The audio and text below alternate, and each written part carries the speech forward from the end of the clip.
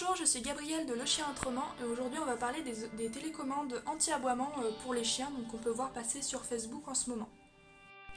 Aujourd'hui je vous fais donc une petite vidéo au sujet de tout ce qui va être petite publicité Facebook qu'on voit en ce moment si on aime beaucoup les pages de chiens ou que l'on est très actif dans le milieu canin sur Facebook. Facebook va naturellement nous proposer plein de publications, enfin plein de publicités surtout animalières, donc on va pouvoir voir des formations ou même des outils. Et là aujourd'hui je vous parle surtout d'un petit boîtier donc en plastique qui émet des ultrasons et qui servirait à empêcher les aboiements chez le chien ou à stopper des comportements d'agressivité sur certaines réactions que peuvent avoir votre chien. Par exemple dans la publicité on voit certains chiens qui seraient agressifs ou qui voudraient foncer sur une personne, bah pof on peut utiliser cet outil et magie le chien s'enfuit. Ou par exemple votre chien aboie, on peut le voir sur le poste par exemple que le chien aboie, la personne utilise la télécommande, le chien se couche à plat ventre et on n'en parle plus quoi. Et c'est pour ça que j'aimerais parler un petit peu de ça avec vous parce que j'en vois beaucoup en ce moment et je me dis que y a beaucoup de personnes qui doivent se poser la question est-ce que c'est bien ou non pour le chien, est-ce que c'est vraiment un outil qui fonctionne, est-ce que c'est sans danger surtout pour mon toutou parce que quand on adopte un chien ça fait partie de la famille après donc on veut régler les problèmes et la plupart du temps on essaie de les régler de manière à ne pas faire de mal à l'animal, du moins à mon sens quand on aime son chien c'est ce qu'on essaie de faire. Et donc c'est pour ça que je vous fais cette petite vidéo pour vous donner un petit peu mon avis sur le sujet et essayer de vous donner des petites idées, essayer de vous aider, vous accompagner à faire un choix, peut-être à prendre ou à pas prendre cet outil, et tout simplement vous donner aussi quelques méthodes en fin de vidéo pour vous expliquer quelques conseils, quelques méthodes qu'on peut mettre en place pour éviter l'utilisation de cet outil-là. Donc moi mon avis sur le sujet c'est que je déconseille vraiment beaucoup cet outil parce qu'on nous met en avant beaucoup sur Facebook comme un outil qui serait pas dangereux, qui aurait aucun risque sur le chien, sauf que c'est complètement faux. Quand on regarde sur la vidéo tous les chiens qui se mettent à plat ventre ou qui fuient l'utilisateur de la télécommande, on se doute vraiment beaucoup qu'il y a de la peur, qu'il y a de l'anxiété ou même complètement de la douleur suite à l'ultrason que le chien vient de recevoir.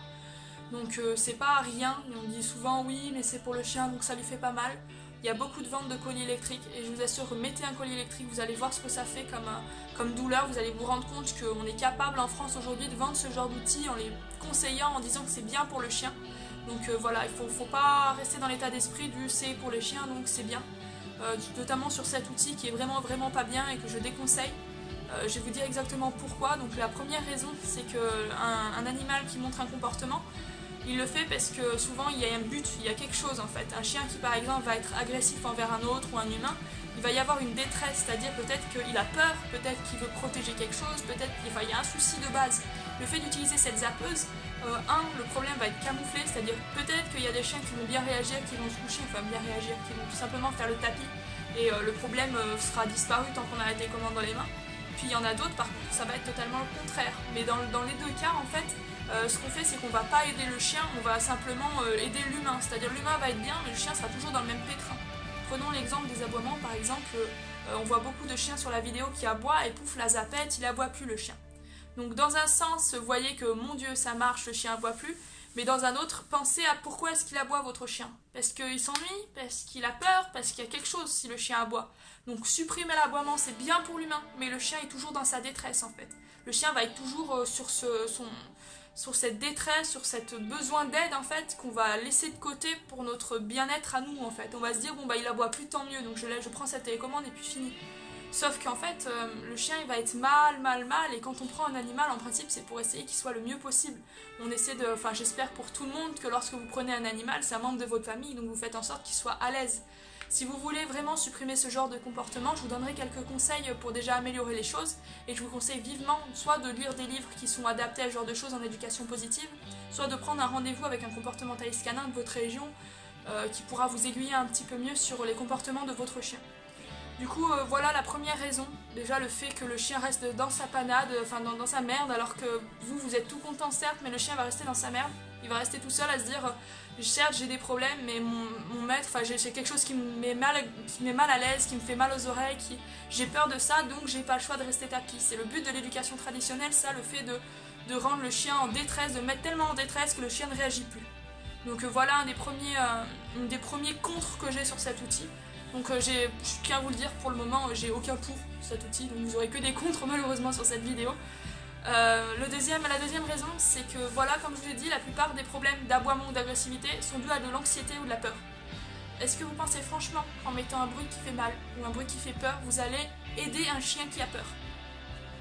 Je pense pas avoir besoin de vous laisser réfléchir longtemps pour que vous sachiez vous-même que la peur amène la peur, et puis la peur amène la peur, etc. et que c'est tout un roulement, et que la peur s'amplifie avec le temps. C'est-à-dire qu'on pourrait avoir simplement un chien qui va tirer en laisse parce qu'il a peur pour se défendre, et qui, par exemple, ne tire pas en laisse, enfin, quand on le détache, tout se passe bien parce qu'il est plus à l'aise.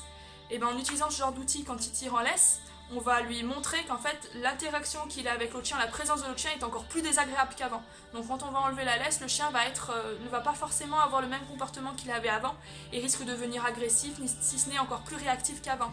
Donc ça développe tout ce qui va être la peur, ça développe l'agressivité, ce genre d'outil. Donc comme on le disait avant, les sites les mettent en avant, c'est totalement du marketing en fait, c'est vraiment pour rassurer la personne qui est en détresse et qui a besoin dans sa tête d'acheter cet outil-là, qui a besoin d'aide en fait, et qui se reporte sur cet outil, on lui dit qu'il n'y a aucun risque pour son chien, que c'est tout bénef, que le chien va être bien, donc il faut acheter ça. Ben, c'est le tout le contraire, votre chien qui a peur va avoir encore plus peur, votre chien qui sera agressif va devenir encore plus agressif, et il y a plein d'autres choses dans le genre, mais franchement vous allez accroître vos problèmes au fur et à mesure. Peut-être qu'au début cet outil marchera, d'ailleurs ça va être le prochain point de pourquoi il ne faut pas utiliser cet outil. Mais voilà, je vais vous donc faire ce point, comme ça ira plus vite, vous comprendrez mieux. Troisième raison, un outil comme ça fonctionne sur le moment. Vous allez utiliser une fois, deux fois, trois fois. Votre chien qui aboie, vous êtes là à la maison ensuite pour lui faire les bips dans les oreilles lorsqu'il aboie? Tout seul? Non. Est-ce que votre chien, vous croyez vraiment que si l'anxiété est là, elle sera moins forte que la punition sur le bouton? Un chien qui a peur, ou un chien qui, ne serait-ce que pour la marche en laisse, par exemple les personnes qui utilisent des colliers étrangleurs ou qui tirent sur la laisse, plus vous tirez sur la laisse, plus le chien tire en avant parce que sa motivation est trop forte, sa frustration est trop forte pour justement prendre en compte cette douleur et arrêter de tirer. Donc est-ce que vous pensez que dans un cas, le chien qui tire en laisse, même s'il a mal, il continue parce que sa frustration est trop forte? Est-ce que vous pensez qu'un bip, un ultrason comme ça dans les oreilles va faire basculer votre chien dans le « ok, c'est bon, j'arrête d'aboyer ». Non, ça va marcher une fois, deux fois, trois fois parce qu'il va être surpris, parce qu'il va avoir peur et mal. Puis après, le chien, il va continuer à aboyer, donc vous allez vous mettre dans un cercle vicieux. Votre chien aura peur de vous déjà. Donc le chien qui voit très bien que vous avez la zappeuse dans les mains, il sait que c'est vous qui appuyez sur le bouton, il sait que c'est vous, ça vient de vous, le son provient de vous, donc vous allez avoir des chiens qui vont déjà vous fuir, donc ils vont être anxieux, qui ne voudront plus vous approcher. Et vous risquez également d'avoir des chiens qui viennent agressifs envers vous, donc vous êtes la source de panique, vous êtes la source de peur. Je veux dire, moi il y a quelqu'un qui me fait peur dans la rue, qui me menace, je vais pas rester dans mon coin tapis, il y a bien un moment où je vais me défendre, le chien c'est pareil. Donc vous risquez des comportements agressifs encore plus, et en plus vers vous, donc quand même, je veux dire, c'est quand même pas rien quoi. Vous risquez beaucoup plus d'anxiété, cet outil marche que sur quelques moments. Et voilà, vous développez de la peur qui est inutile parce que cet outil-là ne fonctionnera pas à long terme. Voilà, donc c'est les quelques avis que j'ai là-dessus, c'est les quelques petits points que je peux vous mettre en avant en y réfléchissant là-dessus. Donc il y en aura peut-être d'autres que je mettrai dans la description si j'en trouve d'autres. Mais pour l'instant, c'est les seules choses qui me parlent en point négatif. J'ai aucun point positif là-dedans, sachant que ça marche pas bien. Enfin, je veux dire, c'est même pas positif pour le chien, ça va même pas vous aider à le comprendre ou vous amener à justement à supprimer un comportement. Ça va juste en développer d'autres, des troubles du comportement. Donc voilà, c'est mon avis là-dessus. Je vais vous donner du coup quelques petites astuces quand même pour remédier à ce problème-là, parce que bon, j'ai beau vous dire que c'est pas bien, vous êtes toujours dans la même panade avec votre chien qui aboie ou qui est agressif. Donc je vais vous donner quelques astuces pour que vous puissiez un petit peu mieux vous en sortir. Nous allons donc commencer par tout ce qui va être agressivité, donc tout ce qui va être réactivité, surtout j'appelle plutôt ça de la réactivité que de l'agressivité. Donc la réactivité, c'est à partir du moment où votre chien a un comportement excessif ou qui réagit excessivement ou anormalement à quelque chose. Donc un chien même qui est harceleur, qui a envie de jouer avec les autres chiens, s'il tire en laisse, il aboie pour aller jouer avec les autres chiens, il est réactif. Un chien qui va avoir peur et qui va vouloir se défendre, qui va vouloir attaquer en laisse, il est réactif.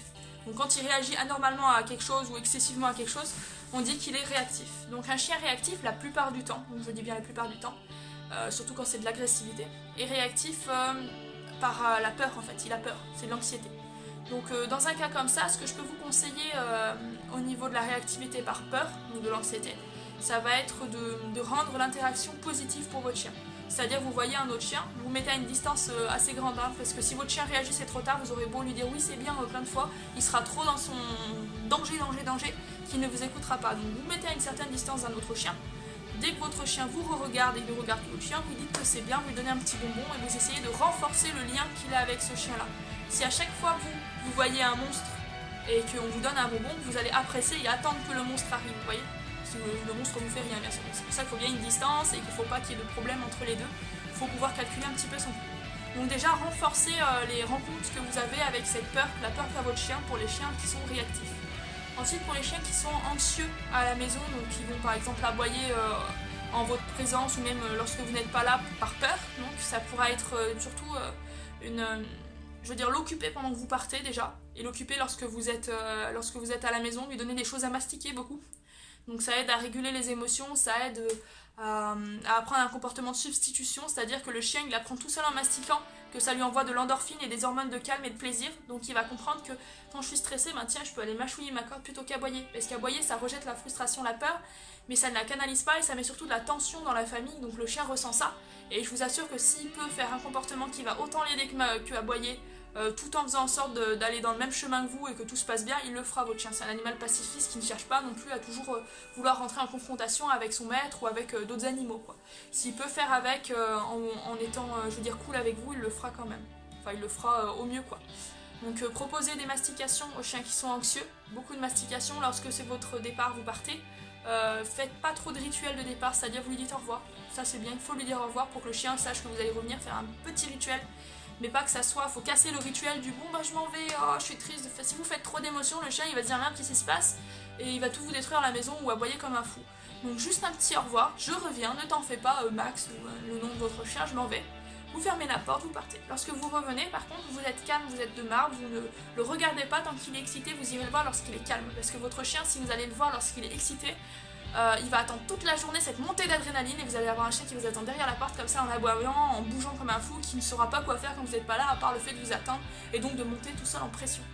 Vous pouvez également, pour les chiens qui ont des problèmes de destruction ou d'aboiement qui sont tout seuls chez vous, leur laisser des choses à mastiquer et à s'occuper, donc des congres, des cornes de buffle, des bois de serre, des choses dans le genre où il peut mastiquer, ronger, prendre du plaisir tranquillement dans son coin pour l'occuper. Donc ça va l'apaiser et ça va également l'occuper, c'est deux en un quoi.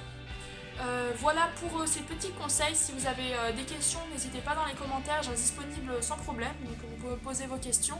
Vous pouvez nous rejoindre sur la page Facebook, donc je vous mettrai un lien en description pour que vous puissiez la rejoindre.